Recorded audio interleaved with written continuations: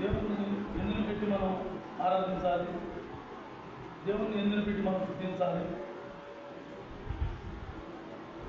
ఎందుని పెట్టి మనం దేవుని కనపరచాలి అని మనం చూసుకుంటే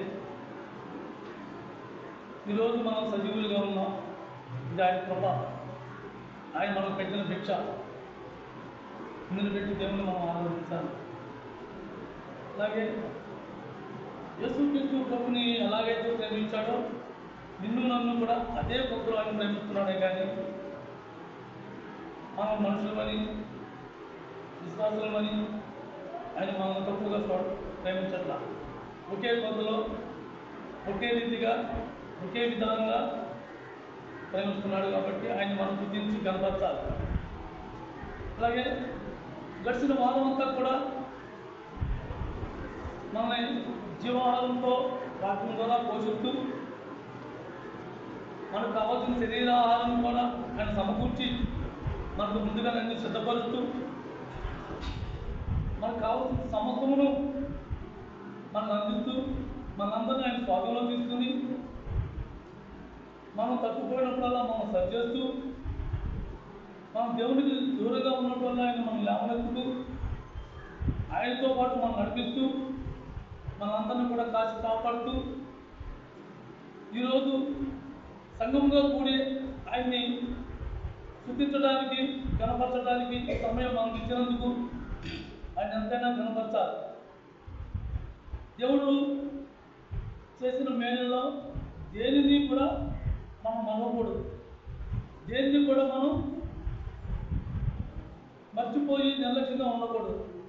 అనేక సందర్భాల్లో మనిషికి ఎక్కువగా జ్ఞాపక శక్తి తక్కువ,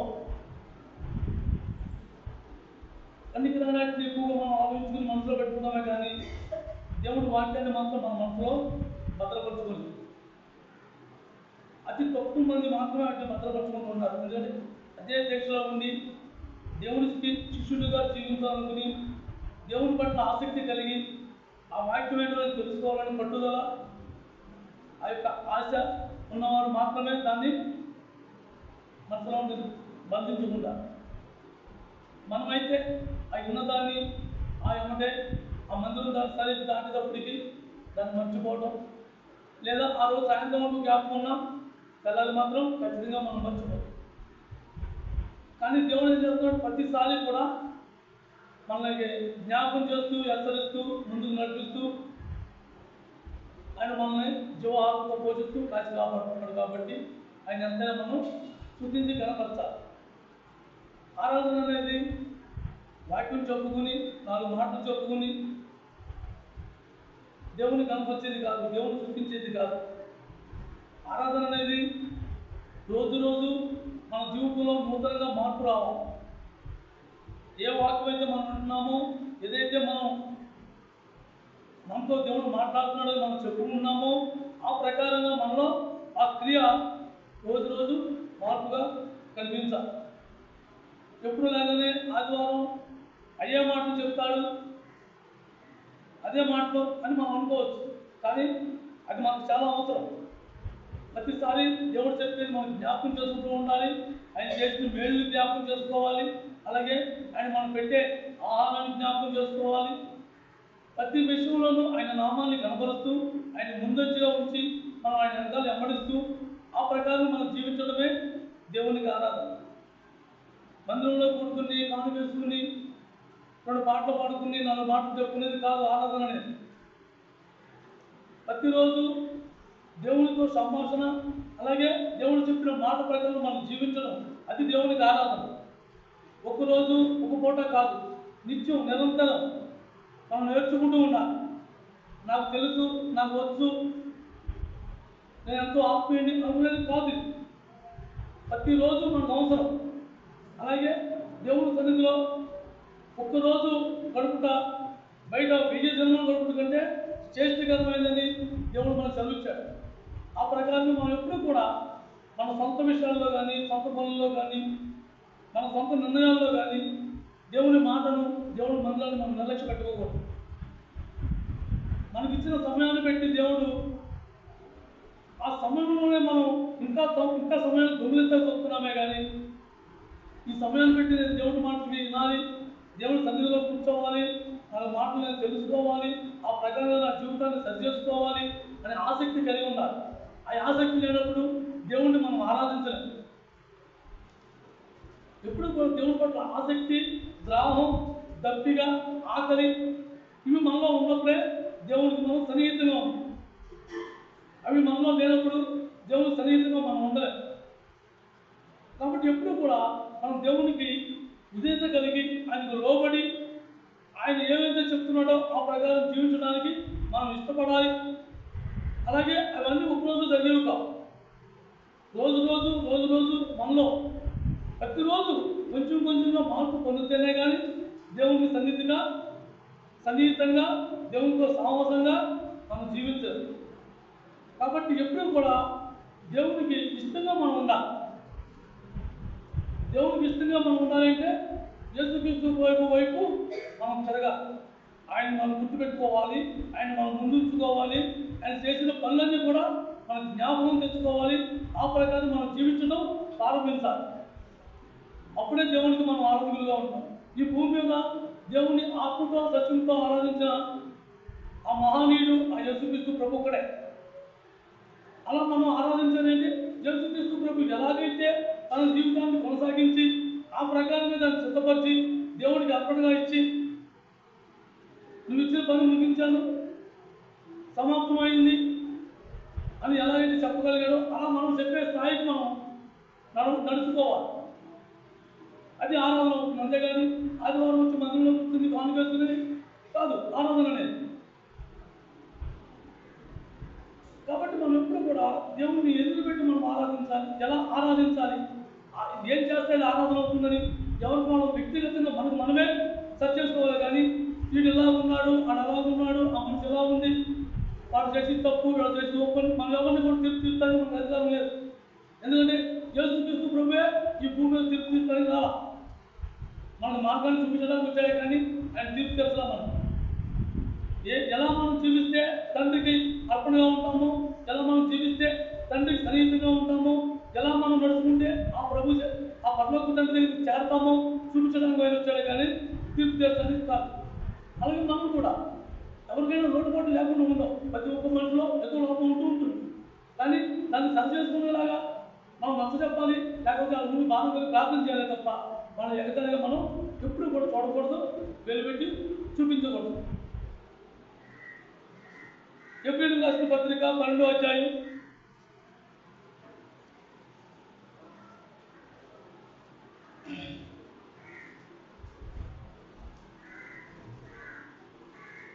108.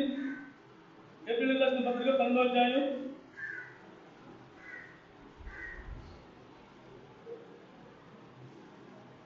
1-2 వచనాలు. ఇంత గొప్ప సాక్షి సమూహము మేఘము వలె మనలను ఆవరించి ఉన్నందున మనము కూడా ప్రతి భారమును సులువుగా పెట్టు పాపము నుండి విడిచిపెట్టి విశ్వాసములకు కర్తయు దాన్ని కొనసాగించేవాడైన యేసు వైపు చూస్తూ మన ఎదుట ఉంచబడిన పందెంలో ఓపికతో పరిగెత్తేదాము.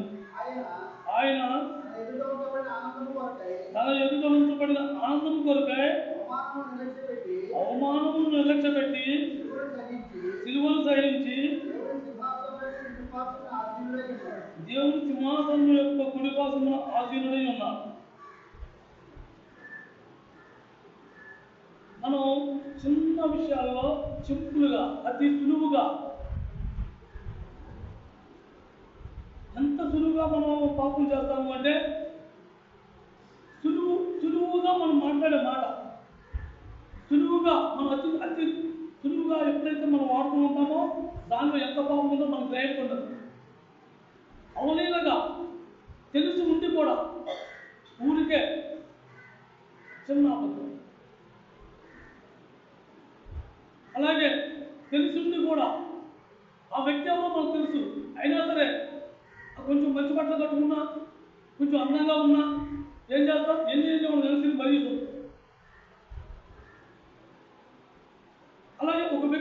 సమాధానం చెప్పినట్టు దానికి మనం తీర్పుగా మాట్లాడుతూ ఉంటాం.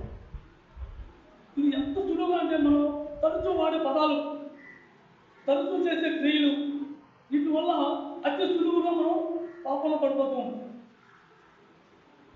ఊరికే ఏదో స్వతంత్రంగా వేసాను అని మనం అనుకుంటూ ఉంటాం. స్వతంత్రంగా అనడం కూడా పాపం, స్వతంత్రంగా చూడటం కూడా పాపం, స్వతంత్రంగా వేలు పెట్టి చూపించడం కూడా పాపం. అంత గట్టిగా అంత తీవ్రమైన నిర్ణయం మనం తీసుకోవాలంటే తీసుకోగలం, కానీ దాన్ని పాటించాలి. అందుకే మన పరిశుద్ధాత్మ మనకు అవసరం. ఆ పరిశుద్ధాత్మ నిపుణులు మనకు లేకపోతే అంత తీవ్రమైన అంత ఖచ్చితమైన నిర్ణయం తీసుకున్నప్పుడు దాని ప్రకారం మనం జీవించదు.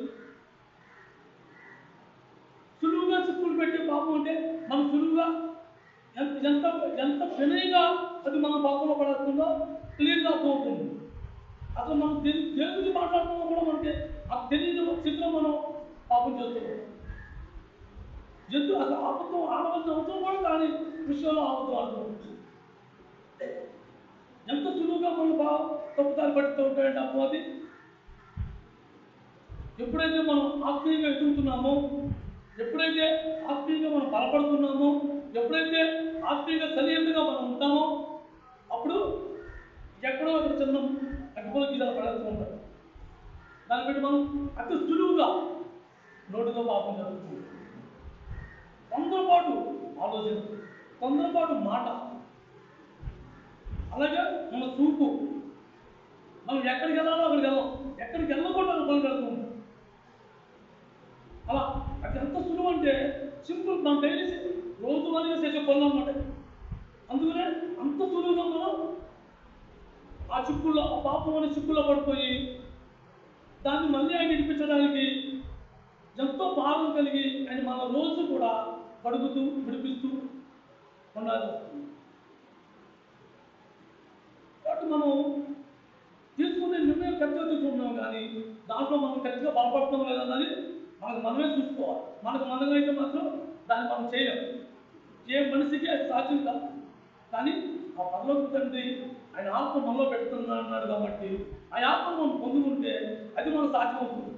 దాన్ని మనం పొందుకుంటే దాన్ని మనం చేయగలం, లేకపోతే మనం ఏమీ చేయలేం. నీ కోసం నా కోసం మనం అందరినీ స్వతంత్రంగా చేయడానికి, మనల్ని ఆయన నీతి వస్త్రంతో కప్పడానికి ఆయన సిగ్గుని నిర్లక్ష్యపెట్టాడు, అవమానాన్ని నిర్లక్ష్యపెట్టాడు. ఎవరన్నా మాట్లాడినాడు, మనం నన్ను అవమానించారు, నన్ను కించపరిచారు, నన్ను బాధ పెట్టారు, నన్నే అన్నారు. ఎందుకు మనం అంత చక్కగా ఆలోచించుకుంటాం?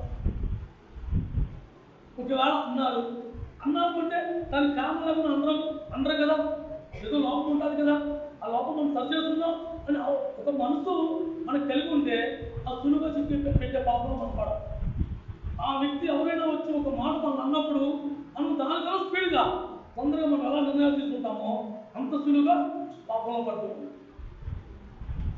యేసుక్రీస్తు ప్రభు అయితే ఆయన ఏం చేశాడు? సర్వసృష్టికర్త కుమారుడు అయ్యండి చిన్న పుట్టుముక్కతో ఆ శిలువలో వేలాడు. నీకు నాకు లాగానే ఆయన కూడా ఉప్పు కారం తిన్నాడు, మన మధ్య తిరిగాడు, అందరిలోనూ ఉన్నాడు, మనుషులాగానే ఉన్నాడు. ఆయనకి చిక్కే, కానీ చిక్కని దాని గురించి ఆలోచించాల. ఆయన చిక్కుబడి కప్పుకుంటే మన చిక్కు బయటపడుతుంది. ఆయన చిక్కును దాచుకుందామని తొందరపడితే మన చిక్కును దాచుకునే అవకాశం ఎక్కడో పోయేది. అందుకే ఆయన చిక్కుని ఆయన నిలచబెట్టి ఇది నన్ను ఆయన ప్రశస్త వస్త్రంతో కప్పాడు. ఆయన ప్రశస్త వస్త్రంతో మనల్ని కప్పాడు. బాగా నువ్వు నేను ఎవరైనా ఆత్మీయత తక్కువ స్థాయిలో ఉన్న వాళ్ళు పెట్టి మనం వాళ్ళ కోసం భారం కలిగి వాళ్ళని నేర్పించడానికి, వాళ్ళ సహాయపడడానికి, వాళ్ళని ముందుకు తీసుకెళ్ళడానికి మనం ముందుకు సాగుతున్నామా? ఖచ్చితంగా సాగాలి. కానీ మనకు ఆ మనసు లేదనుకో, ఆ మనసు నాకు లేదేంటి ప్రభావ, ఎందుకు లేదు? నేను ఆ మనసుని ఎందుకు ప్రోత్సహించలేకపోతున్నాను? ఆ మనసు నేను ఎందుకు కౌగులించలేకపోతున్నాను? ఆ మనసు నేను ఎందుకు శాసించలేకపోతున్నాను? నీ చరిత్రను ఎందుకు నేర్పలేకపోతున్నాను? అని ఒక మనకు భారం కలిగి భారం నీకు ఇస్తాడు. నన్ను నేనుగా చూసుకుంటే, నిన్ను నువ్వుగా చూసుకుంటే యేసుక్రీస్తు ప్రభు అలా చూసుకోవాలి. తనగా చూసుకుంటే మన నుంచి ఎప్పుడో వెళ్ళిపోవాలి. ఈ భూమి మీద మనం పడవలసిన బాధలు, మనం పడవలసిన దెబ్బలు, మనం పడవలసిన నిందలు, మనం పడవలసిన అవమానం సమస్తం ఆయన మోసి వాటి నుంచి మనం విడిపించి ఉండేవాడు కాదు. కానీ ఇవాళ ఆయన వాటిలన్నింటి నుంచి మనం విడిపించి ఆయన వాటిని బలైపోయారు. ఎందుకు? మనల్ని రక్షించడానికి, మనల్ని విడిపించడానికి, మనకు నేర్పించడానికి సమస్తం ఆయనే చేసి మనకు చూపించారు. ఆయన చేయకుండా మనల్ని చేయమని చెప్పరు. ఆయన చేయకోకుండా, ఆయన నడవకుండా, ఆయన ముందుకు సాగకోకుండా మనకేమి చెప్పాలి. ఆయన అన్ని చేసి చూపించి ఇలా అయితేనే నా తండ్రితో మీరు కలిసి ఉంటారు, సాహసం కలిగి ఉంటారు అని నేర్పించాడు. ఎప్పుడైతే మనం కూడా అలాగా కొన్ని సందర్భాల్లో మనకు అవమానాలు ఎదురవుతాయి. అవమానాలు ఎదురైనప్పుడు మనం రాత్రి ఓ సందర్భంలో కూర్చున్నప్పుడు మాట, ఆ మాట జ్ఞాపకం వచ్చింది. చిన్నపిల్లలు ఎత్తుకున్నప్పుడు ఏం చేస్తాం? పాలు ఎక్కువైనప్పుడు దొక్కుతారు మీద, తగ్గినప్పుడు ఏం చేస్తాం? ఇది కలుపుకుంటాం. అలాగే ఎవరైతే బాధ్యత కలిగి ఉన్నామో వాళ్ళకి తప్పులు వస్తాయి, ఉమ్ము వేస్తారు, తిడతారు, రకరకాలుగా మాట్లాడతారు. కానీ మన బాధ్యతను మనం మర్చిపోకూడదు. ఎప్పుడైతే మనం దానికి తిరిగి బదులిచ్చామా సులువుగా పెట్టి ఆ పాపంలో పడతాం, సులువుగా పాపంలో చిక్కుల్లో పడతాం. కాబట్టి మనం ఏం చేయాలి? చాలా ఆలోచన కలిగి దేవుని దగ్గర వారి కోసం ప్రార్థన భారం కలిగి ఉండాలి. వాదాపవాదాలు కానీ, లేక నువ్వెంత నేనంత స్థాయి కానీ అలాంటి పొరపాటులో మనం ఉంటే మనం దేవునికి దూరం అయిపోతూ ఉంటాం. కానీ ఎప్పుడైతే తెలియక ఉద్దేశంతో, ఆగ్రహంతో ఎవరైనా మనకు ఎదురైనప్పుడు వాళ్ళు మాట్లాడిన రీతిలో మనం మాట్లాడితే ఏమంటారు? దేవుడు నమ్ముకున్నాడు అలాగే మాట్లాడతారా? వీడు దేవుడు నమ్ముకున్న వాళ్ళేనా? ఎంత సులువుగా మనం పాపం చేస్తున్నాము. మన వల్ల ఒక మాట మనం మాట్లాడితే మన వల్ల దేవుడికి అవమానం పడుతున్నారు. ఆ అవమానం వల్ల మనం పాపం చేస్తున్నాం. కాబట్టి మనం ఎప్పుడు కూడా మనం చేసే పని కానీ, మనం నడిచే నడక కానీ, మనం మాట్లాడే మాట కానీ, మనం చూసే చూపు కానీ ప్రతి విషయంలో కూడా మెలుగు కలిగి చూడాలి, మెలుగు కలిగి మాట్లాడాలి, మెలుగు కలిగి నడవాలి. అన్ని విషయాల్లో యేసు వల్లే ఎదుగుదామంటే ఎలా ఎదుగుతాం? యేసుక్రీస్తు ప్రభు ఎలా ఎదిగాడో అలాగే మనము ఎదగాలి. యేసుక్రీస్తు ప్రభు శిష్యులు ఎలా ఎదిగారు? ఆయన ఏం చెబితే దానికి విధేయులై ఉన్నారు. ఎలా ఆ సత్యాన్ని అంటే గ్రహించారు, ఆ ప్రకారంగా మీరు జీవితాన్ని నిర్ణయించుకున్నారు, ఆ ప్రకారంగా వాళ్ళు అపోస్తులయ్యారు. వాళ్ళు ఇవాళ జీవగ్రంథాన్ని రాశారు. ఆ మాట, వాళ్ళు రాసిన మాటల్లో జీవం మనకి పోషిస్తుంది ఇంకా ఇప్పటికి. ఎందుకంటే వాళ్ళు కూడా యేసుక్రీస్తు ప్రభులాగా సిగ్గుని నిర్లక్ష్య పెట్టారు, అవమానాన్ని నిర్లక్ష్య పెట్టారు. ప్రతి విషయంలోనూ యేసు వలె ఎదగాలని ఒక ఆశ, ఒక తపన కలిగి ఉన్నారు. అలాగే మనం కూడా అన్ని విషయాలు ఎప్పుడు కూడా మనం దేవునికి విధేయత కలిగి ఉండాలి, దేవునికి లోబడి ఉండాలి. దేవుడు ఏమైతే యేసుక్రీస్తు ప్రభు ఎలాంటి మనసు కలిగి ఉన్నాడో మనం కూడా అలాంటి మనసు కలిగి ఉండాలని ఆశపడాలి. కానీ అది అంత సులువుగా కలిగేది కాదు, అంత సులువుగా ఆ ప్రకారం జీవించేది కాదు. ఆ ప్రకారంగా జీవించాలని ఎప్పుడైతే అనుకుంటాం అప్పుడే పడిపోతాం. కానీ దానికి ముందు మనం పొందవలసింది ఆ దేవుని ఆత్మ, ఆ పరిశుద్ధాత్మతో మనం నింపబడితేనే దాన్ని మనం పొందగలం. ఆ రకంగా మనం జీవించగలం.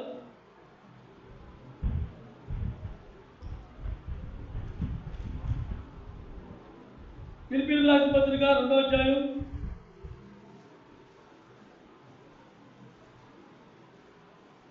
179.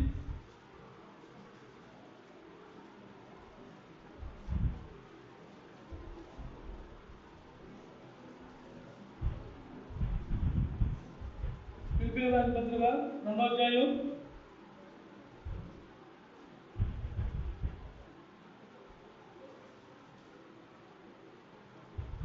5-6 వచనం చూడండి. క్రీస్తునందు కలిగిన ఈ మనసు మీరును కలిగి ఉండుడి. ఆయన దేవుని స్వరూపమును కలిగిన వాడై ఉండి దేవునితో సమానంగా ఉండుట విడిచిపెట్టకూడని భాగ్యమని ఎంచుకొనలేదు కానీ మనుషుల పోలికగా పుట్టి దాసుని స్వరూపము ధరించుకుని తనను తానే రిక్తులుగా చేసుకున్నాడు. యేసుక్రీస్తు ప్రభు ఎవరు? ఆయన ఈ భూమి మీదకి వచ్చినప్పుడు మనిషి కుమారుడు, మనిషే అనుకుంటా ఎంత సాధ్యమో అలాగే ఆయన ఎవరు? దేవుని కుమారుడు, దేవునితో సమానమైన వాదం ఉన్నవాడు, సమానంగా దేవుని కుడిపాసాలను కూర్చున్నవాడు. అలాంటి భాగ్యాన్ని విడిచిపెట్టుకుని ఆయన ఎక్కడికి వచ్చాడు? ఈ పాపలోకంలోకి వచ్చాడు, ఈ పాపంలోకి వచ్చాడు, ఈ మునుగుట్లోకి వచ్చాడు. వచ్చి మళ్ళాగా ఈ మునుగుంటున్న ఆయన పాముకోవాలి, ఈ బాడీని ఈ బుడదని ఆయన కునుక్కోవాలి. ప్రతి విషయంలోనూ ఆచితూచి నడుచుకున్నాడు. అలాగే తండ్రి ఏమైతే చెప్పాడో దానికే విజయించాడు. లేకపోతే మనం అనుకోవచ్చు ఆయన దేవుని కుమారుడు ఆయన జీవించలేదు లేదు కానీ మనం ఇక్కడ జీవిస్తాం. ఆయన అందుకే సమస్తము రిక్తునిగా చేసుకున్నాడు. అంటే ఏమి తెచ్చుకోవాలి, అక్కడి నుంచి ఏమి తెచ్చుకోవాలి, సమస్తము ఖాళీ చేసుకుని ఒక్క మట్టి శరీరంగా ఈ భూమి మీద మానవుడిగా పుట్టాడు. మానవుడిగా పుట్టి సమస్తము మీకు సాధ్యం అని మనకు చూపించడానికి ఆయన ఇక్కడ నెరవేర్చాడు. ఏ విషయంలోనూ కూడా ఆయనకి తొందరపాటు కానీ, లేకపోతే ఘనత కోరుకుంటాం కానీ, లేకపోతే అధికారం కోరుకుంటాం కానీ, లేకపోతే ఒకరిని ద్వేషించడం కానీ, ఇటువంటి మనస్తత్వాలు ఆయనలో లేవు. అందరినీ ప్రేమించాలి. ఆయన ప్రేమించకపోతే మన బతుకడం మనకు తెలియదా? మనం వేషంలో మనకు తెలియదా? మనం ప్రేమించాలి, మనం సేవ చేశాలి. ఇవాళ మనం ఏమన్నా నాకు తెలుసు, మనకు తెలుసా? ఆయన ఇవ్వకపోతే మనకు ఏమన్నా మన దగ్గర ఏమన్నా ఉందా? ఈ నోరు మిగలడానికి ఆయన అనుమతించి నోరు మిగిలిందే తప్ప నోరు మోవాళ్ళు ఎంతమంది లేరు. వినడానికి చెవులు తెలవడం ఎంతమంది లేరు. మనకు ఆ భాగ్యం ఎక్కడి వచ్చింది? ఆయన ఎత్తే వచ్చింది. ఆయన మనం ప్రేమించి ఇవన్నీ మనం సమకూర్చి ఆయన మన హృదయాన్ని తెరవబడితే ఆ ప్రకారం జీవితాన్ని మనకు ఆశ పుట్టింది.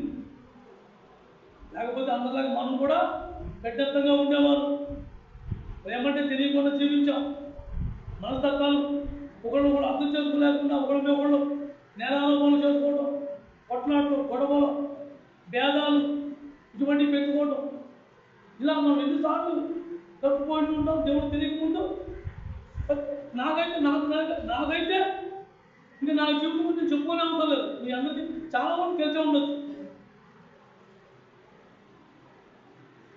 ఒక్క నెల రోజుల్లో 12 కేసులు నా మీద పోలీస్ స్టేషన్లో ఉన్నాయి. ఇంకొక రోజులు నేను ఏమైపోయేవాడు, అసలు ఇవాళ మర్చిపోయేవాడు మోనని. అలాంటి జీవితం నుంచి విడిపించి ఏం చేశాడు? ఆయన పరిశుద్ధ సంఘంలో కూర్చోబెట్టాడు, ఆయన పరిశుద్ధంతో కూర్చోబెట్టాడు. అలాగే నిన్ను మనందరికీ మనం ఏరుకున్నాడు ఆయన. మన జీవితం ఏంటో మనకు తెలుసు, మనం ఎలాంటి బతుకుపద్యమో మనకు తెలుసు. ఇప్పుడేమంటున్నావు? నాకు తెలుసు అంటున్నావు. మరి మనం వ్యక్తిగా ఉన్నామా? నాకు తెలుసు, నాకు వచ్చు, నేను చేయగలను అనే స్వభావంలో ఉన్నాము. మనం ఏ మనస్తత్వంలో చదువుకుంటున్నాం? మనం ఎప్పుడు కూడా రిక్తునిగా మనం తగ్గించుకుంటూ మనలో ఏమీ లేకుండా ఖాళీ అయిపోయి రావాలి, నింపుకుని వెళ్ళాలి. పొడగా వెళ్ళినప్పుడు మనం ఏం చేస్తున్నాం? ఆ బిందెను పట్టుకెళ్ళి ఒక పాలు పోసి బిందె ఎత్తుకున్నామా? లేదా ఖాళీ బిందె పట్టుకెళ్తున్నాం, ఆ పొడ చెప్పి దాన్ని నిండా నింపుకుని బిందె తీసుకుని ఇంట్లో పెట్టుకుంటాం. అలాగే మనం కూడా ఎప్పటికప్పుడు ఖాళీ హృదయం కడుక్కోవాలి. మీలో నాలో ఉన్న లోపాలు ప్రతిదాన్ని ఆయన ముందు పాలు పోసి, ప్రభా నాలో అన్నీ మంచివి, నీ ఆత్మతో నన్ను నింపబడాలి, నాలో ఉన్న పుళ్ళు కుజంతో గొప్పతో సమస్తం కడిగేయాలి అని మనం దేవుని ఎదురు గోజాడినప్పుడు ఆయన తన ఆత్మతో నింపి ఆయన మాటల మనలో భద్రపరుస్తాడు.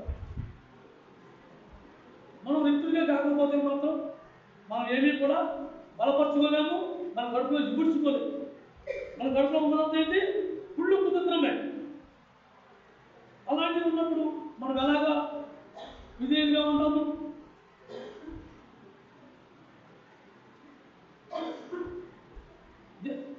దేవుని స్వరూపం అంటే ఆయన స్వరూపం మనం చూడగలమా?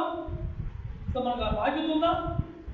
కానీ ఆయన దేవుని స్వరూపం, దేవుడు అంటే ఎలా ఉంటాడో, ఆయన ప్రేమ పెట్టిదో, ఆయన ఎలా ప్రేమిస్తున్నాడో ఈ భూమి మీద నీలాగా నాలాగా శరీరధారిగా ఈ మన మధ్య వచ్చి మన మధ్య నివసించి ఇది దేవుని ప్రేమ, నిన్ను దేవుడు ఎలా ప్రేమిస్తున్నాడు అని రుజువుపరిచాడు. ఆ ప్రేమ మనలో లేకపోతే మనం దేవునికి అర్పణగా అవ్వలేదు, దేవునికి ఆరాధకులుగా మనం ఉండలేదు. దేవునికి ఆరాధన అంటే ఏంటి? అర్పణ. నాకు నేను ఖర్చు పెట్టుకోవాలి, నన్ను నేను ప్రేమ చెల్లించుకోవాలి, నాలో ఉన్న క్రియని ఎక్కడో అక్కడ చెబుతూ ఉండాలి. ఏవైతే నాలో కొత్త మొక్క మొలిచి అది పాపంగా తయారవుతుందో అది తయారవుతుందే దాన్ని కోసిపడేయాలి.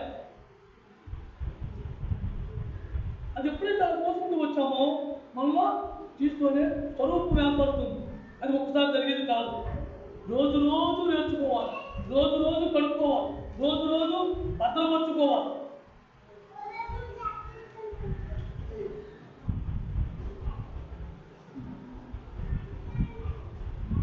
ఎప్పుడైతే దేవుడిని మనం వెంబడించాలనుకుంటామో, దేవుని లాగా యేసుక్రీస్తు ప్రభులాగా, యేసుక్రీస్తు ప్రభు కూడా మనుషులాగా వచ్చి మనం చూపించాడు కదా, నేను కూడా దిక్కులుగా ఉండాలి కదా అని మనం ఆశపడతామో వ్యతిరేకంగా అనేకమంది ఎదురవుతూ ఉంటాయి.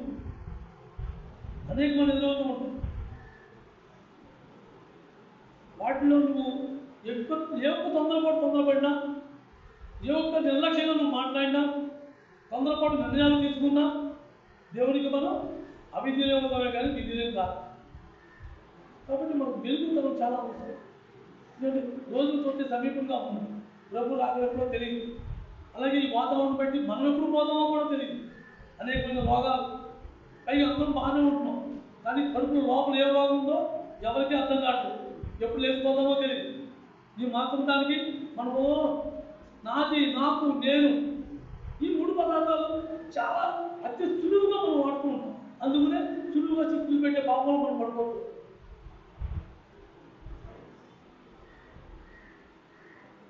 ఎఫెసీయులకు రాసిన పత్రిక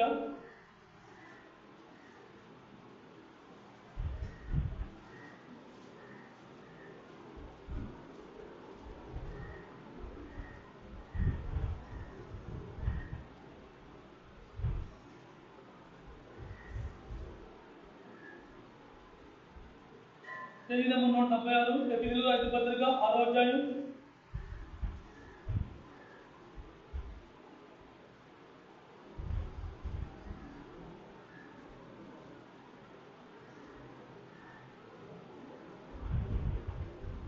6-7 వచనాలు.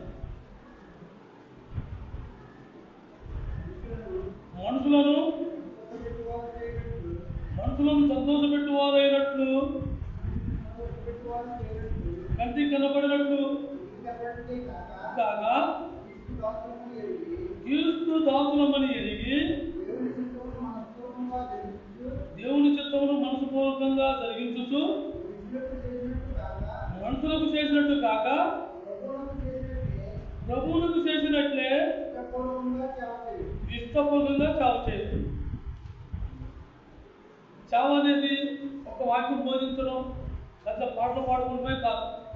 మన మందిరంలో ఏమి చేసినా సేవే, ఎది చేసినా సేవే. మందిరంలో కనీసం ఆకన్నా చీపురుతో తుడిచినా సేవ. అది ఎలాంటి మనసుతో మనం చేయాలి? దేవునికి చేస్తున్నామనే ఉద్దేశంతో మనం చేయాలి. మనుషులు కనపడేలాగా, మనుషులు పోడేలాగా మాత్రం చేయదు. మనుషులు సంతోష పెట్టి పనులు మాత్రం చేయదు. దేవుడు నుంచి కోరుకునేది. మనం ఎప్పుడైతే మనుషుల ఘనత కోసం, మనుషుల మెప్పు కోసం, మనుషుల యొక్క పేరు ప్రతిష్టల కోసం మనం పాకులాడుతున్నామో దేవుడు మనం నిర్లక్ష్యపడుతుంది. అలాగే మనం చేసే పని కూడా నన్ను అందరూ చూస్తున్నారు, నన్ను అందరూ మెచ్చుకోవాలి, నన్ను పోడాలి అనే ఉద్దేశంతో మనం చేస్తే అది కూడా పాపం. నేను చేయగలిగింది, నాకు చేతనైంది, నా ప్రభు కోసం చేస్తున్నాను, ఈ ఉద్దేశంతో మనం చేయాలి. కానీ ఎవరి మెప్పు కోసమో, ఎవరి గొప్ప కోసమో చేసే పనులైతే దేవుడు దాన్ని అంగీకరించారు. మనకు మెలుగు చాలా అవసరం. ఎందుకంటే మనం ప్రతిసారి కూడా ఇటువంటి ఆలోచన మనకు తరచు వస్తూ ఉంటాయి. ఎలాంటి ఆలోచన వస్తుంది? నువ్వు అంత చేస్తున్నావు, నీకు ఏమైనా గుర్తింపు ఉందా? నువ్వు ఇలా చేస్తున్నావు, నీకు ఏమైనా గుర్తింపు ఉందా? గుర్తింపు యేసుక్రీస్తు ప్రభుకే గుర్తింపు లేదు. సర్వ సృష్టిని రక్షించాడు, సర్వ లోకాన్ని ఆయన రక్షించి రక్షకుడిగా మిగిలాడు. ఇవాళ నువ్వు నేను ఆయన నా దేవుడిని కోరుతున్నాను. అంతకుముందు ఎవరైనా యేసుక్రీస్తు ప్రభు ఈ భూమి మీద నీతో నాతో నడిచినప్పుడు ఆయన గుర్తింపు ఉందా? కనీసం ఒక మనిషిగా కూడా గుర్తించదా? ఒక సాటి మనిషిగా కూడా ఆయన గౌరవించదు. అన్ని అవమానాలే, అన్ని అవమానాలే, అన్ని దెబ్బలే. ఇవాళ క్రైస్తవులు చెప్పే మనం ఏమంటున్నాం? నాకు పౌల పానుపు కావాలి, నాకు ఘనత ఉండాలి, నాకు పేరు ప్రతిష్ఠ ఉండాలి, నన్ను అందరూ చూడాలి, నన్ను అందరూ చెప్పుకోవాలి, నేను గొప్పవాడిని. ఇటువంటి వాటి కోసం మనం ఆశపడతాం. కానీ యేసుక్రీస్తు ప్రభు ఏం చేశాడు? ఏ విషయాన్ని కూడా ఘనత పొందాలి. తన తండ్రి చిత్తు నెరవేర్చడమే ఆయన ఒక ఉన్నపాన్నిగా తీర్మానించుకున్నాడు. ఎప్పుడైతే ఆయన అటువంటి తీర్మానంలో ఉన్నాడో మనం కూడా అటువంటి తీర్మానంలో రావాలి. మనకు బాధ అనిపిస్తుంది, కొన్ని సందర్భాల్లో బాధ అనిపిస్తుంది. వాళ్ళు నన్ను ఎందుకు అన్నారు, నన్ను ఎందుకు చేశారు, నేనేం తప్పు చేశాను, నేను ఏ వైపు చేశాను, ఇటువంటి మాటలు మనకు వస్తూ ఉంటాయి. కానీ మనం చూసుకునే దాని గురించి కాదు కదా. యేసుక్రీస్తు ప్రభు ఏమైతే చేశాడో, యేసుక్రీస్తు ప్రభు ఎలాగైతే నెరవేర్చాడో అది నెరవేర్చడం మనకు కావాలి. కానీ మనుషుల మెప్పు కోసం మనుషులు నెరవేర్చింది కాదు. మన ఘనతంతా దేవుని వైపు ఉన్న దేవుని దగ్గర ఆ యేసుక్రీస్తు ప్రభు ఎలా అయితే అనిపించుకున్నాడో ఆ ఒక్క మాట ఆఖరి గడియైనా సరే, ఆఖరి పోయినప్పుడైనా సరే ఆ ఒక్క మాటను చూపించాలి. ఈయన నా ప్రేమ మాట, ఈయన నేను ఆనందించుకున్నాను. దానికోసం బాగుండాలి. మనం దేనికోసం పాల్గొన్నట్టు మనకే అర్థం కాదు, దేనికోసం మనం పోరాడుతున్నాం మనకే తెలియదు. నా పేరు, నా గొప్ప, నా ఘనత, వీటి కోసం పాల్గొనాడి దేవుని వాక్యాన్ని, దేవుని మనసుని, దేవుని మాటలు మనం నిర్లక్ష్య పెట్టి మనసుంతా మనం గదిలేసి ఆదివారం మందిరంలోకి వచ్చి ఎంతో వినయంగా, ఎంతో దీన మనసు కలిగి, ఎంతో దీనులు అయిపోయి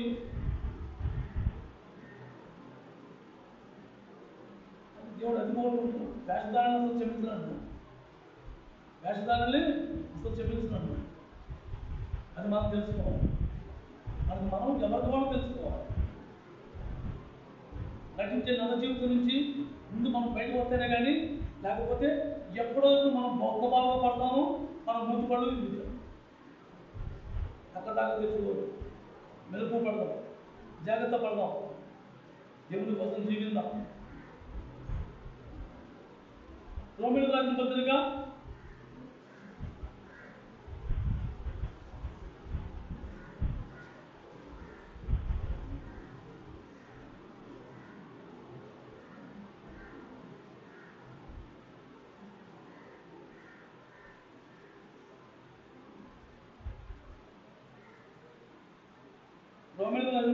12వ అధ్యాయం 9వ వచనం.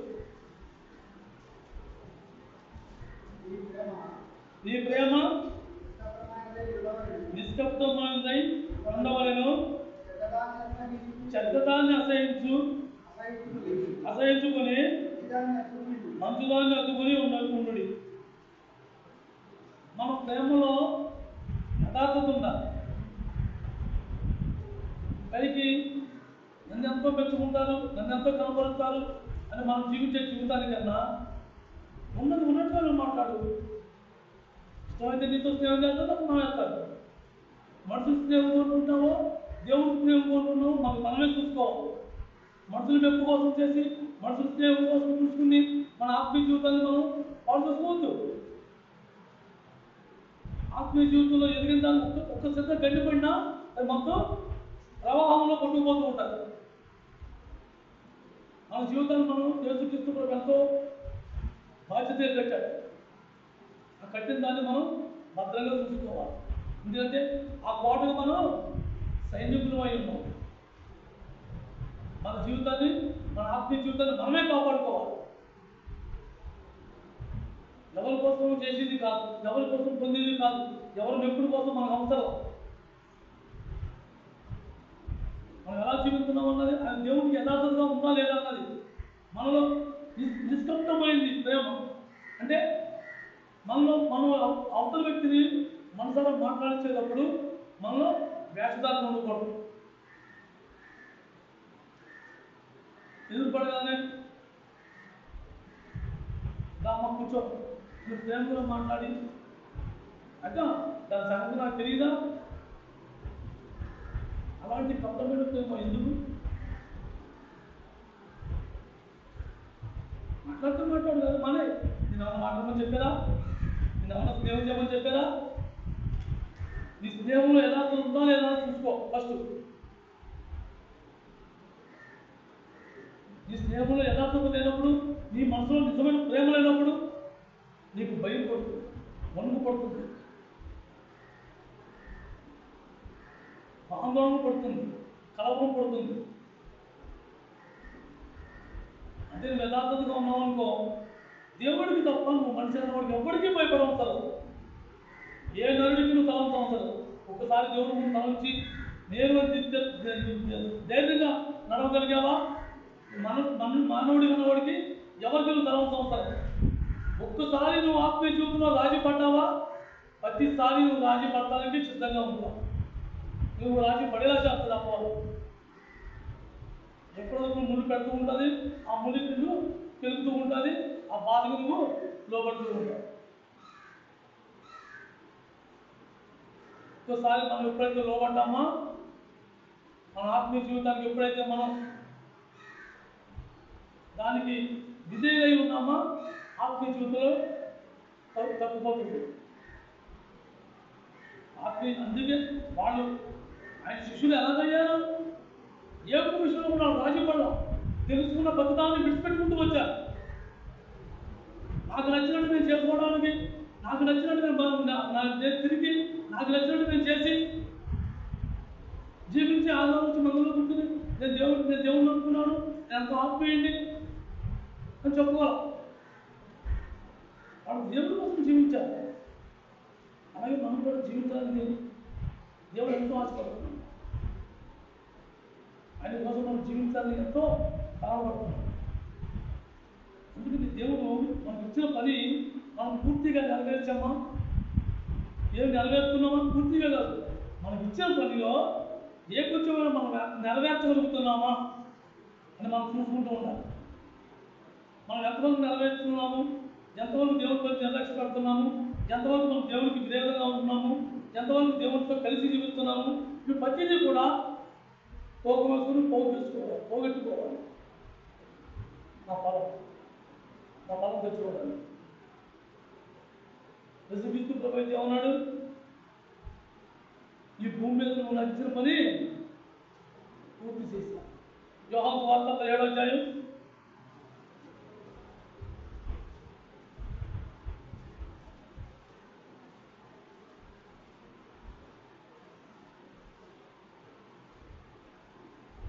4వ వచనం. చేయటకు నీవు నాకు ఇచ్చిన పని నేను సంపూర్ణంగా నెరవేర్చి భూమి మీద నిన్ను మహిమపరుచు. నీకు నాకు కూడా పని ఇచ్చాడు. ఎవరి స్థాయి తగ్గ పని నాకు ఇచ్చాడు. మనందరినీ గుర్తునే పెంచుకోవాలి. ఆయన దాక్షిణంలో పనివాడుగా మనం తెలుసుకున్నాం. మన పని, మన స్థాయి తగ్గ పని మనకి ప్రతి ఒక్కరికి పని ఇచ్చాడు. ఆ పని మనం నెరవేర్చుకుంటున్నామా, లేక నా గొప్ప కోసం నేను చేస్తున్నానా, నన్ను నేను కనపరుచుకుంటున్నానా, నన్ను నేను ప్రేమించుకుంటున్నానా, ఇలా మనం ఎప్పుడు చూసుకుంటూ దాన్ని సరి చేసుకోవాలి. చేసుకోకపోతే ఆ తోటలోంచి ఏదో ఒక రోజు ఏదైనా వనం నుంచి ఆయన తోచేసినట్టుగా మనం కూడా ఆదాము తోచేట్టుగా మనం కూడా బయటకు పోవడం. ఇంతవరకు జీవించిన తర్వాత ఆదాము బయటకు పోవడం పరిస్థితి ఏంటి? ఇదేమో నాన్న వాళ్ళందరికీ మనం విరోధంగా ఉంది. ఆ రోజు దేవుడు కూడా విరోధం అయిపోతే మన బతికి ఏంటి?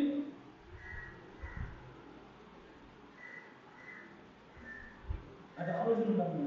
ఆలోచన కలుగుతా. ఎప్పుడైతే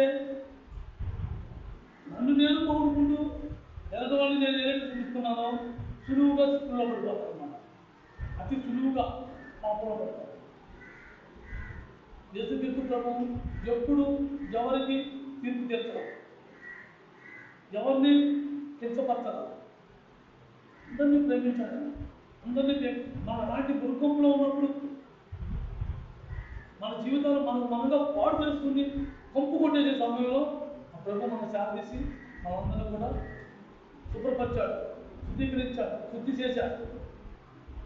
ఆయన తండ్రి ముందు నిలబెట్టడానికి ప్రశస్త వస్త్రంతో కప్పాడు.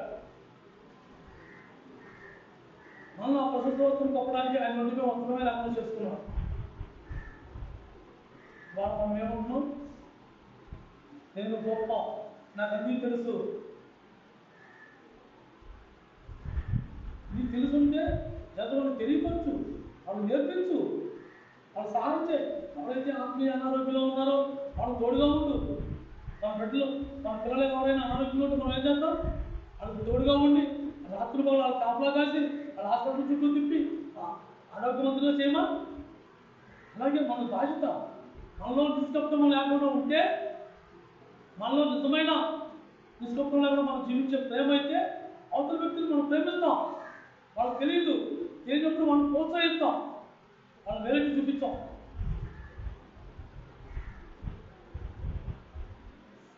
ఎప్పుడైతే ఆ మనసుతో మనం జీవిస్తూ ఉన్నామో అప్పుడు యేసులోనే అన్ని విషయాల్లో మనం వెళ్తాం. యేసుక్రీస్తు కలిగిన ఈ మనసు మీరు కలిగి ఉన్నాడు. ఏ మనసు కలిగి ఉన్నారు? ప్రతి విషయంలో కూడా. ఒకవేళ అవతల వ్యక్తి తప్పు చేస్తే సరే ఆయన ఏమన్నాడు? తండ్రి నేను ఏం చేస్తానో తెలియదు అన్నాడు. అలాంటి మనసుతో మనం రావాలి అంటే మనం రాలి. మనకు ఆ ఆత్మ, దేవుని ఆత్మ మనలో ఉండాలి. ఆ ఆత్మను పొందుకోవడానికి మనం ముందు పాకులాడాలి. క్రైస్తవ జీవితం శిశాత్మలో మనం జీవించాలి అంటే ముందు ఆ ఆత్మను పొందుకునే ఆలోచనలో ఉండాలి. నేను ఎలా జీవిస్తే నాలో దేవుని ఆత్మ నింపబడతాను, నేను ఎలా ఉంటే ఆయన ఆత్మతో నేను నింపబడి ఆయన కోసం నేను జీవిస్తాను, ఆయనలాగా నేను జీవిస్తాను అని ఆసక్తి. చెప్పిన వాక్యాలు తీసి మన మనసుకి ఏమో బోర్ అనిపిస్తుందేమో కానీ దాంట్లో సత్యాన్ని గ్రహించే వాళ్ళు మాత్రం వాళ్ళ ఆసక్తితో ఆ మాటల కోసం ఎదురు చూస్తూ ఉంటారు. అందరికీ అవి అంగీకారంగా ఉండవు, అందరికీ అవి ఇష్టపూర్వకంగా ఉండవు. ఎవరైతే దేవుని మాటలు పెట్టి నడవాలని జీవించాలని ఆడుకుంటూ ఉంటారో వాళ్ళకి మాత్రమే అవసరం ఉంటారు. నీకు తగ్గేది నీకు అవసరం ఉంటుంది, వాళ్ళకి కావాల్సిన ఆలోచనలు ఉంటాయి. దేవుడు ఒకే వాక్యాన్ని అందరితోనూ మాట్లాడతాడు. వారి అవసరం పెట్టి వాళ్ళతో మాట్లాడతాడు. లేకపోతే ఈ పాటకి ఎన్ని బైబిల్ గ్రంథాలు పుట్టాలి, కానీ పుట్టింది ఒకటే బైబిల్ గ్రంథాలు. అవే మాటలు యుగాలుగా మారుతూ ఇప్పుడు కాలం వచ్చాడు ఆయన స్వరూపంలో మారాలని ఒక తీర్మానానికి కొంతమంది రాగలిగారు, అందరూ కాదు. అలాగే దాంట్లో మనం ఉన్నామేమో అది మనం చూసుకోవాలి. మిగిలిన సమయంలో చూస్తున్నారు.